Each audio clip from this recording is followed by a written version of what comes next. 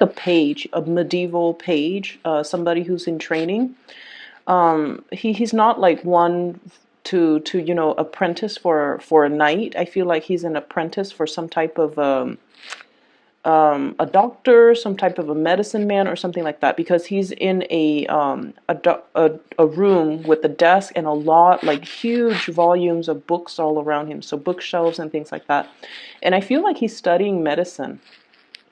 It seems like he's doing something related to medicine, related to alchemy, related to human anatomy or physiology or something like that. So it's a very medieval type of a setting. So I see this guy, he looks like he's 14 or 15, he's in training, and there are a bunch of books, thick volumes of books just in front of him. And he's holding one of those quill writing pens. And he's thumbing through the books. He's trying to find an answer. He's trying to like figure out something, solve a problem or something that is really, really theoretical, something that's complicated, something that's really occupying a lot of his time. So outside, it looks like, through the window of the study, it looks like it's dark outside, and he's got a little um, pot of oil, and there's a wick, so he's really burning through the midnight oil. Like, that's what it feels like to me, staying up really late to study something. And he's getting frustrated because he's not able to find an answer, to find some type of a solution. And then he's all like, I'm not going to be able to sleep if I don't find a solution. And he was all like, okay, well, I need to take a break anyway, so let me just go and, boil some water or cook some water and get like, make some type of something to drink. That's what it feels like to me, something warm. And as soon as he gets up from his desk, he goes and, pours water into a boiling pot. The solution comes to him. I see him like come up with solution. His face lights up. And then he scrambles back to his desk, and he desperately, tries to write out his thought processes, because it seems like he has stumbled upon something that will allow him to solve a major problem that's been kind of tugging at his mind, that he's been trying to solve for a really long time. So he's really, really happy, and that's where the scene cuts off. And then I'm also seeing another scene where there are two pages as well. So they're like probably 15, 16 years old, teenage boys. They're in this grassy field, and they're practicing their swords, okay? They're practicing with their swords. They're practicing fighting with their swords, and they have these wooden swords. And they're just having fun going at it. And then, like, things are just really, really fun. And then this really pretty young girl walks out, and she was all like, I made you guys some drinks or some food, some sandwiches or something. And then as soon as they see her, I feel like the environment or the atmosphere changes. And then rather than just playing, I feel like they're getting a little bit more competitive, because they're trying to like one up one another in order to impress her. So then the what starts out as just playful fighting, now it becomes a little bit more serious. But at the same time, they're not vicious with each other. I just feel like they're upping the ante, and mainly because there's somebody watching, or somebody that they're trying to impress is watching their performance. Okay, so then those are the two scenes that I saw for you. So first of all, with this first scene, it seems to me as if there's a very, very simple solution that is kind of like right in front of you. And a lot of the times too, when we go around obsessively looking for something, we can never find it. Like if you're running late one day and you're trying to, put on your shoes, put on your coat, get your backpack together, get all your paperwork, and then all of a sudden you couldn't find your house keys. And then you waste like another 15, 16 minutes, like turning up your entire house trying to find your car keys. And when we're in that state where we are desperately looking for something, or we're desperate for something, the energy around us can feel very, very fragile. It can seem very destabilizing. And in that type of an environment, it's hard for us to think strategically. It's hard for us to think straight. And it's hard for us to calm ourselves and collect our thoughts and to really, sit down and just be like, okay, when was the last time I saw my keys? Was it last night? Where did I go last night? Did I put it in my coat pocket? Did I put it in the side of my bag? Did I put it on the counter? So it's almost like you kind of need to take a moment to really retrace your steps and to really arrive at, okay, what have I done already? What didn't work? Why exactly didn't it work? And bouncing off of what has already worked in the past, what other avenues can I try? So I definitely feel like, you're desperately looking for a solution, looking for answers, looking for some type of a resolution to a situation. And it seems as if there are many, many ways in which you could resolve the situation.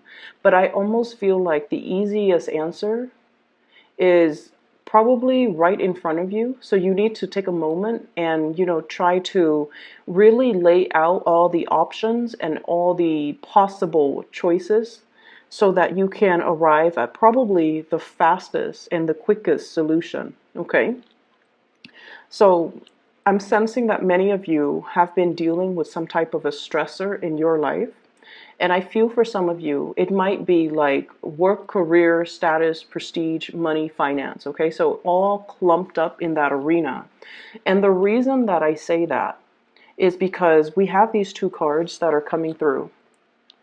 We have the Wheel of Fortune, and the Wheel of Fortune is a major arcana card, so it usually denotes major life choices, big, big, big pictures, big turns of events. So this is not just about, what am I going to buy for groceries later on today? What am I going to cook tomorrow? Where am I going to eat with my friends when we go out for dinner, next week? This is not like those mundane, really insignificant or decisions that in the greater scheme of things don't matter. This is about big life decisions, big career paths. What do I want to do with my time? What do I want to build towards? What do I see myself doing in about 5 years' time? Do I see myself staying in this situation or even this work environment or in this partnership or whatever it is? These are major life decisions, and it seems like there's like a fork in the road that many of you have recently encountered. And on top of it is the Tower in the reverse position. Change in housing environment, wanting to take a different path. So whatever we have been doing, I feel like in some ways it's like it's not bringing us the emotional fulfillment anymore. Ace of Cups in the reverse. There's a different path that is kind of laid out ahead of us. The star points us to the way. And if we look back at, when before the GPS was invented, before we had access to smartphones, people rely on the stars to navigate. For example, if you're in a ship and all you have access to are the skies, then you're going to rely on the stars in order to point you in the right direction. And then even, further, biblical times, people rely on the stars to make predictions, rely on the stars to kind of point them towards the right direction. So what I'm feeling here is there is a new door that is opening up for you. And you already know that change is very, very imminent because where you are staying right now, I just feel like it's lackluster, okay? Either it's not proving to be emotionally fulfilling, or some of you might feel like you're not able to find a community of people, find like-minded people, or find people who jive with your energy. And you might even feel almost a little bit isolated, like you're not able to find that community or that group of friends or meet new people or, have emotionally fulfilling, even philosophical conversations that you guys really, really love. So with the Three of Cups in the reverse, options for socializing, options for really connecting with people on an emotional level might be a little bit lacking in your environment. And some of you are potentially, with the Tower in the reverse, thinking about changing house, thinking about changing work, thinking about like branching out and creating a new social circle, branching out and finding more people that are like-minded with you. And so I definitely feel an environment where you feel like it has really outgrown its purpose, or you have outgrown a situation and you're figuring out your major big next step. Okay.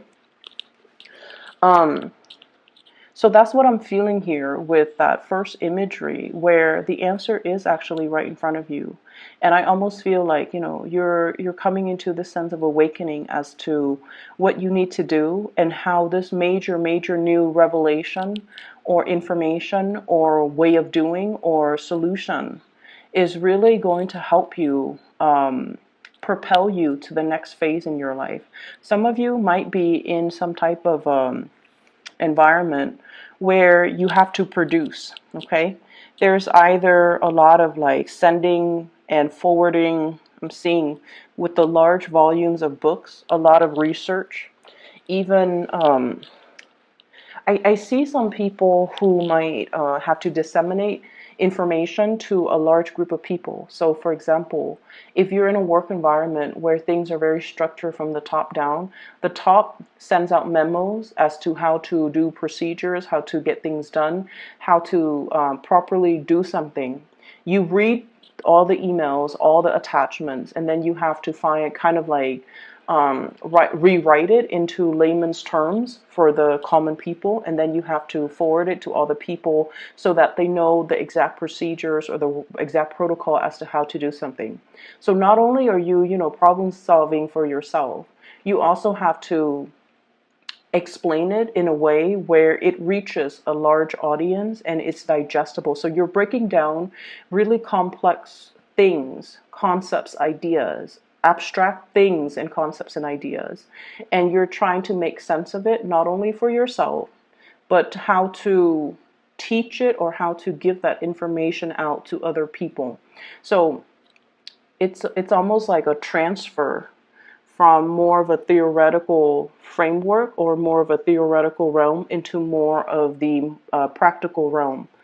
What does this information mean? And what are the implications of using this information in the real world? So I feel like you're kind of like that connector, that bridge to be able to pass this knowledge on to other people. So you're going to be able to put yourself in that type of a situation. For some of you, you're really thinking heavily about your major career path. Okay, there's something in the current work environment where you feel like it's not really serving its purpose anymore. You feel a sense of disconnect when it comes to coworkers, when it comes to your ability to blend into a situation. You might feel like the environment itself is a little bit too cutthroat for you. You might feel like the environment, and honestly, I feel whenever I see this card in the reverse and on top of the Nine of Wands, caution. Okay, this is not like a warning signs or anything like that, but it seems to me like it's a situation where you feel like you can't trust everybody, where you feel like people are self-serving, where people are not at their best. They're not supportive of one another. They're a little bit more cutthroat, a little bit more self-serving, a little bit more self-interested. And so you don't like to be in this type of environment where you're a big air signs in general, or major team players. They like to share information. They like to share knowledge.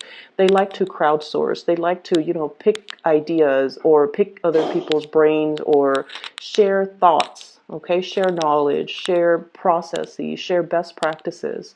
But you finding yourself in a way where people might be hoarding knowledge, where people are not really they're almost like secretive, or they have hidden agendas. But either way, I feel like it's a very self-interested environment, and it's really hard for you to feel like you belong here, or to feel like you can continue to thrive and to excel in this type of environment. So something like the passion has already kind of like trickled out in this type of environment, and you're not really feeling like you want to stay in here any longer. So you're contemplating some major change, and I feel like you're mulling over the decision. You're mulling over, if I were to do this, what's going to happen? If I were to take this other course of action, what's going to happen? And I also feel there's a huge thing here about, money is going to come in, maybe not yet, but you're going to feel yourself. You're going to feel the ground from under you is going to start to stabilize. Okay. So whatever it is that has broken down, it's being swept away, so something better, something that is more in alignment with you can come into the picture. This is the Nine of Cups, and we have the Star card. Together, wish fulfillment, getting exactly what it is that you want, and being in an environment where you are emotionally nourished, where you are emotionally fulfilled, and you are pretty much, kind of like getting it all, the social circle, the camaraderie in the work environment, the financial abundance, as well as the emotional support. And you're going to feel like the ground from under you is going to stabilize itself once more. And so the question here is, what is this big solution that you have just discovered for yourself? I feel for many of you, you have come up with some type of a plan as to, and what I'm feeling is as to like, how hard do I want to fight for this? So that's what I'm hearing. And the way that this is playing out is for some of you who might be in a relationship where you feel like you have to compete with another person for somebody's attention, where you feel almost like you're in an environment where it's like, showing up one another. You're trying to be a good sport about it, but I feel like it could be a little bit of a competitive environment.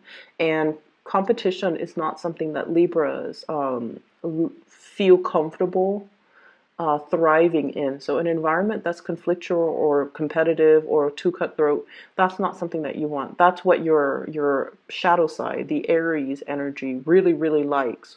But I feel like for you guys, you're very, very harmonious, and you're very like conflict avoidant, and you want an environment where everyone gets along, where everyone behaves in a proper and polite manner, where things move smoothly and communication is thorough and concise. And so there might be a situation here in particular with a specific person that might have been contentious for quite some time. And I'm seeing a lot of water energy, a Pisces, a Cancer, or a Scorpio. And I feel like this is a situation where it's kind of like on its last leg. Okay, you have been actively trying to revive it. And we have here, this is the Knight of Cups, water sign, Pisces, Cancer, Scorpio, as well as the Ace of Cups in the reverse. So I feel like, there was somebody here, or there is somebody here that you have really, really loved, and they really, really care about you. But I feel almost like you might not be feeling what they're feeling. You might not love them as much as they love you. You might not have your 100% in this situation. And some of you might be wishing to just, exit the relationship and just kind of be on your own, or to pursue other people. The Star card usually indicates independence. It indicates self-love. It indicates as well like healing. And it indicates a situation where we might be okay on our own. We might not need to be in that relationship to feel whole. And we would rather, be in a really healthy relationship, or be in a relationship where we are completely in love, rather than stay in a relationship where, yes, there's stability, but there isn't that passion, that chemistry, that love, and that mutual connection. So I feel like some of you are in a connection with somebody where that intellectual stimulation might not be there, okay?